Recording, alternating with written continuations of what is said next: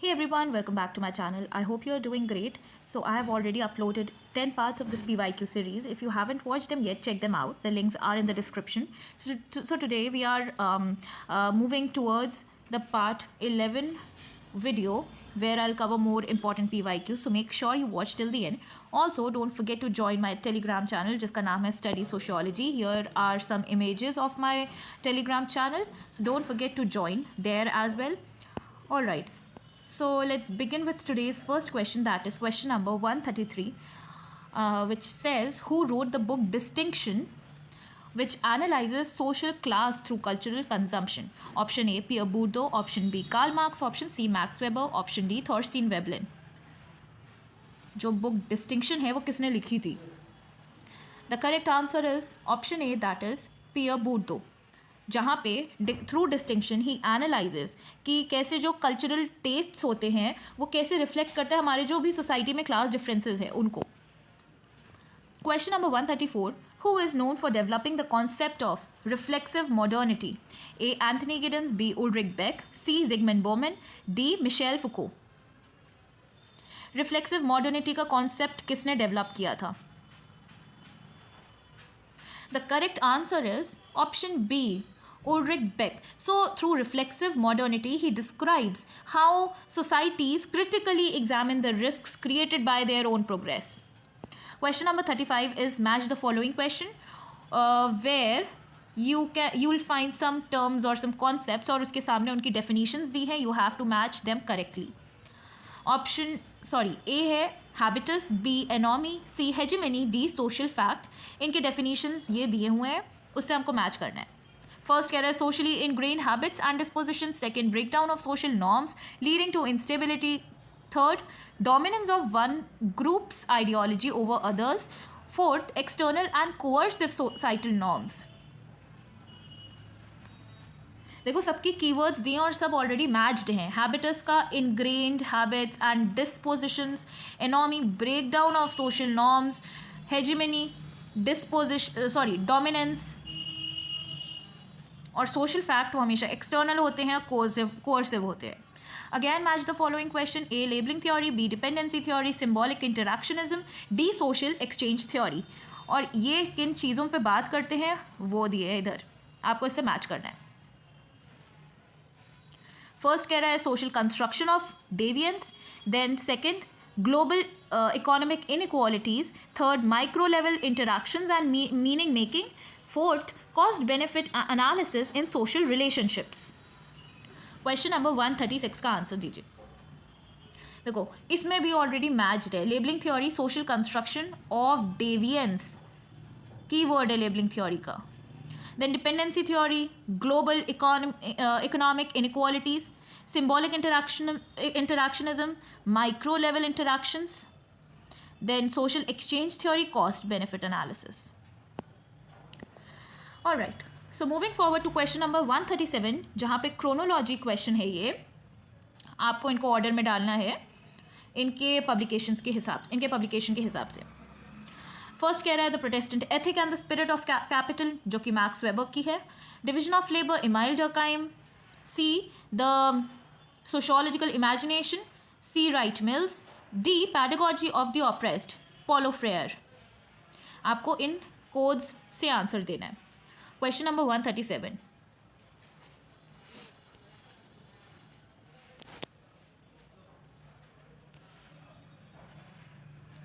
So the correct answer is, एक मिनट पहले हम सबके ईयर्स लिख लेते हैं. सो जो मैक्स वेबर की Protestant ethic and the spirit of capitalism है वो आई थी 1905 में. देन इमाइल डर्कहाइम की बुक डिविजन ऑफ लेबर आई थी 1893. सी, राइट मिल्स की सोशियोलॉजिकल इमेजिनेशन पब्लिश हुई थी 1957 में. और पॉलो फ्रेयर की pedagogy of the oppressed 1970. Match कर लेते हैं. सबसे पहले आएंगे हमारे Emile Durkheim, that is B हमारे इन दो ऑप्शंस में है. Then C, Wright Mills, sociological imagination. D और ए से देखना है हमें. ऑलराइट, सो पहले हमारा ए आएगा ऑप्शन. मैक्स वेबर की बुक आती है The correct answer is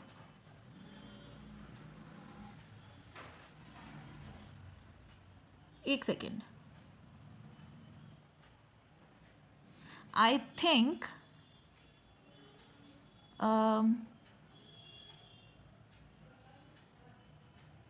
just a second. C. All right. So the correct answer is B, CAD.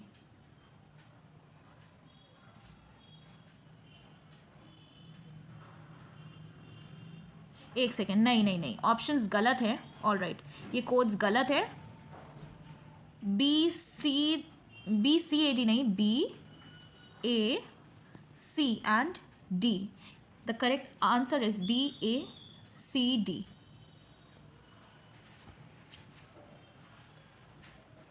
All right. So moving forward to question number 138. ये भी क्रोनोलॉजी बेस्ड क्वेश्चन है. हमको emergence बताना है. आपसे पूछ रहा है conflict theory, functionalism, post modernism और सिंबॉलिक इंटरैक्शनिज्म. ये कोड्स दिए हैं नीचे, इससे आंसर कीजिए. Question number 138.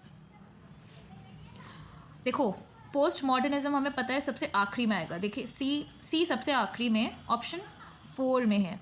That is our correct answer is option 4, BAD and C. B सबसे पहले आएगा functionalism, then A conflict theory, then symbolic interactionism और फिर fourth post modernism. Again chronology by birth, based on birth, on their birth years. A Karl Marx, B Max Weber, C Michel Foucault, D Pierre Bourdieu. आप Michel फुको और पियर बूर्दो में confuse हो सकते हैं, but आपके लिए कार्ल मार्क्स और Max Weber they are very easy. कौन से पहले आएंगे? Question number 139. All right. So Karl Marx आते हैं हमारे 18 में. देन मैक्स वेबर आते हैं 1864 I think. Michel Foucault 1926 and Pierre Bourdieu 1930. इससे मैच कर लेते हैं. सबसे पहले आएंगे कार्ल मार्क्स. A 2 में आ रहा है, ऑप्शन 1 एंड ऑप्शन 4. फिर B या D, मैक्स वेबर या पियर बूर्दो. तो ऑब्वियसली मैक्स वेबर आएंगे हमारे. The correct answer is A, B, C and D. That is ये ऑलरेडी मैच्ड है.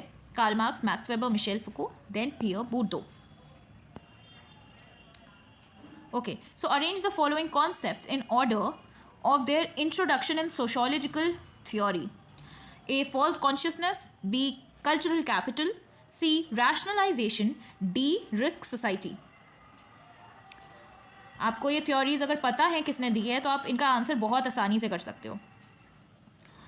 मैं बता दूं कि जो फॉल्स कॉन्शियसनेस की थ्योरी है वो थी कार्ल मार्क्स की.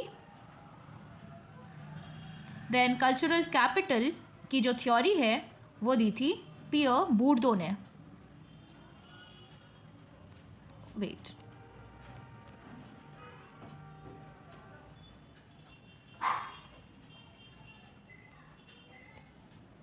Late me just zoom the screen.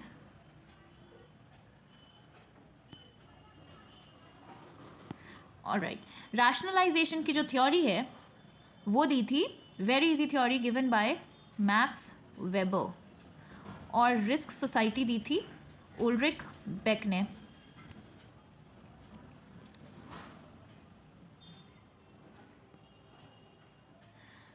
तो इससे हम मैच कर सकते हैं. सबसे पहले आएंगे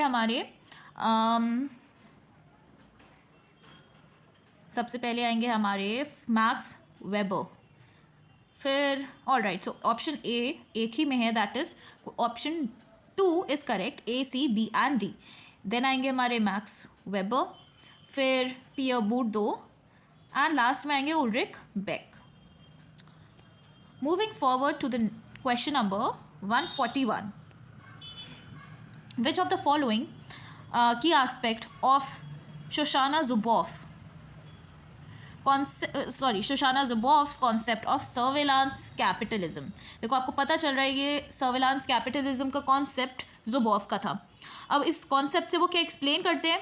option A, the commodification of personal data for profit. Option B, the reduction of digital surveillance in democratic societies. Option C, the use of predictive algorithms to shape consumer behaviour. Option D, the strengthening of individual privacy rights in digital space.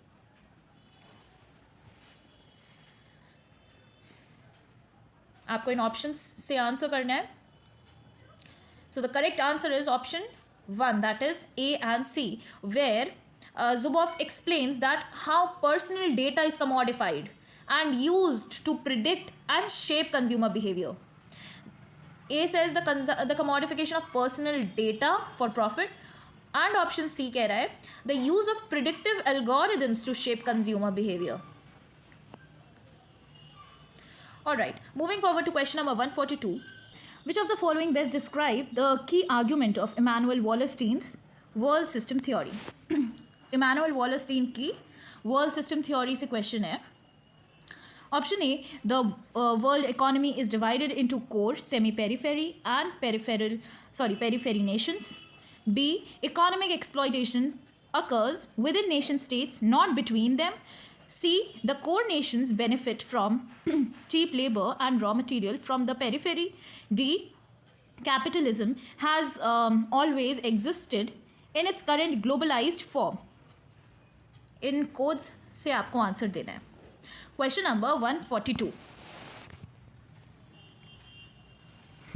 So the correct answer is option 4, that is A and C.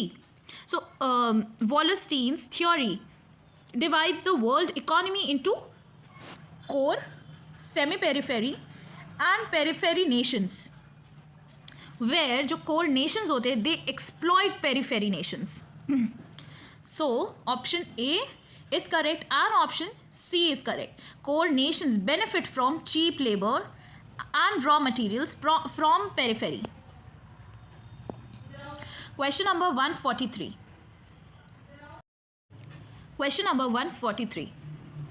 Which of the following are fundamental features of Jürgen Habermas' theory of communicative action? A, the public sphere plays a role in rational critical debate. B, strategic communication is always more effective than communicative rationality. Option C, modern society is increasingly dominated by instrumental rationality. D, social change occur when individuals engage in open reasoned decision. Question number 143 Jürgen Habermas की communicative action से question है. The correct answer is option 2, that is A, C and D. देख लेते हैं क्या कह रहा है. The public sphere plays a role in rational critical debate. Very easy. Public sphere is the keyword for you. C कह रहा है the modern society increasingly dominated by instrumental rationality. D, social change occurs when individuals engage in open reasoned decision. So Habermas's theory emphasizes rational debate, the decline of communicative rationality and the potential for social change through dialogue.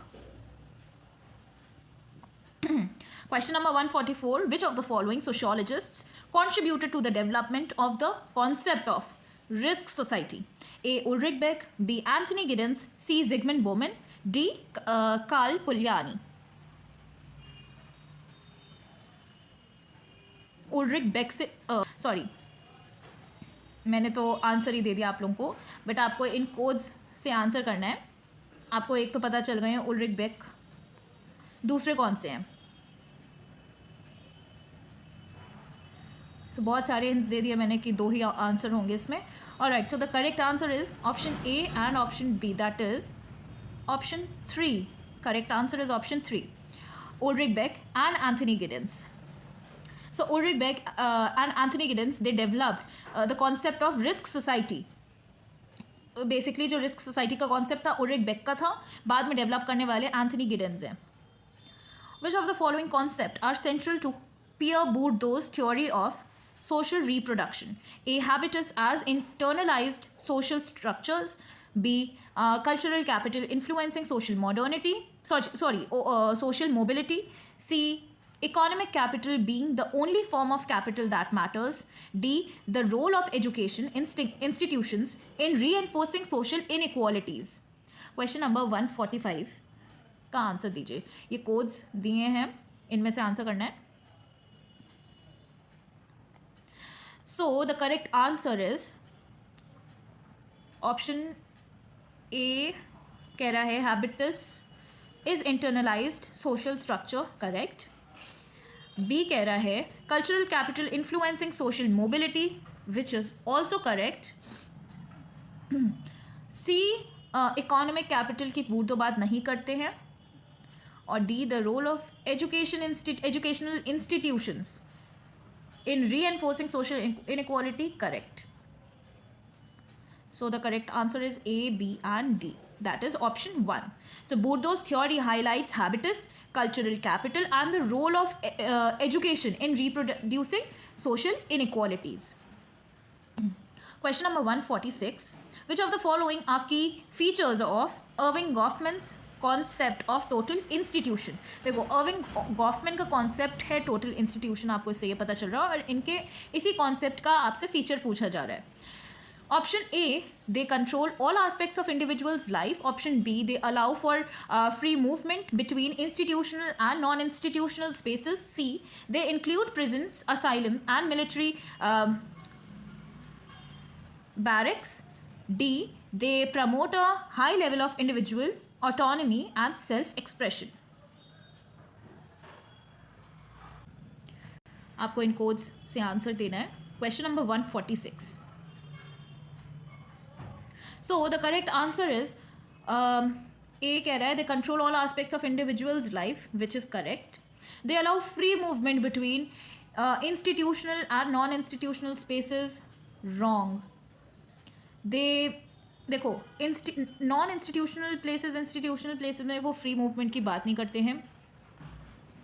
Total institution में आता क्या है? पहली चीज़, total institution में आते हैं कि जहाँ पर हम पर कंट्रोल किया जा रहा है, जैसे जगहें जैसे कि प्रिजन्स या असाइलम या स्कूल्स, जहाँ पे हमारे बिहेवियर में चेंजेस, जहाँ पे हमें डिसिप्लिन रखा जाता है, जहाँ पे हम पर कंट्रोल होता है, वो सारी जगहें टोटल इंस्टीट्यूशंस में आती है. तो फ्री मूवमेंट की कहीं बात नहीं हो रही है.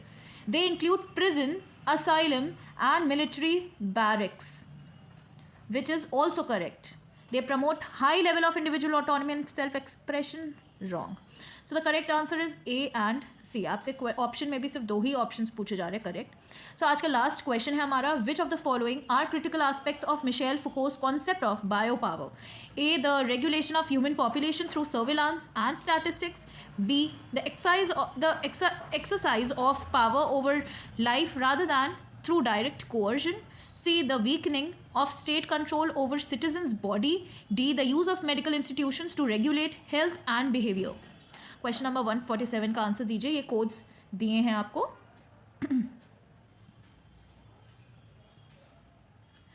So the correct answer is option A, the regulation of human population through surveillance and statistics. Correct.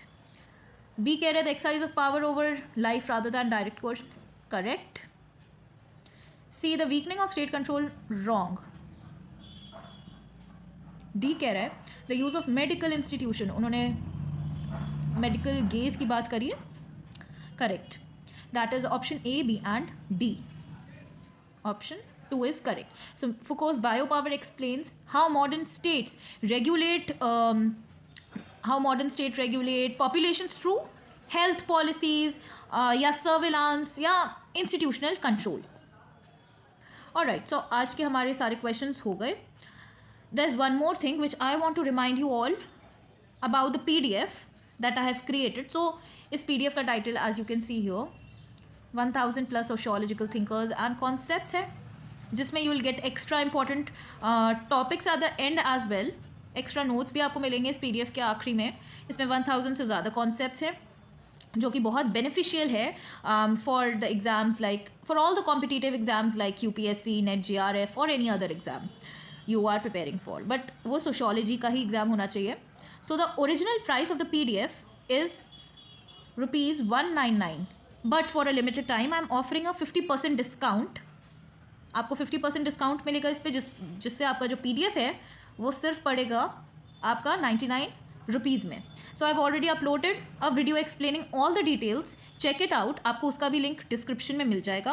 तो इसका जो प्रीव्यू है वो मैंने पार्ट 8 वीडियो में भी दिया था और इंट्रोडक्शन वीडियो में भी आपको मिलेगा. दोनों ही आपको डिस्क्रिप्शन में मिलेंगी लिंक्स दोनों की. So if you haven't watched it, check the description box, आपको लिंक मिल जाएगा वहाँ पे. Also if you want the PDF, आप मुझे टेलीग्राम पर मैसेज कर सकते हैं. टेलीग्राम चैनल का लिंक डिस्क्रिप्शन में है ऑलरेडी और उसका नाम है स्टडी सोशियोलॉजी, मेरे टेलीग्राम चैनल का. वहाँ पे आप मुझे PDF के लिए मैसेज कर सकते हैं. All right, so that's all for today. If you find the video helpful, don't forget to like, share and subscribe. So see you guys in the next video. Thank you.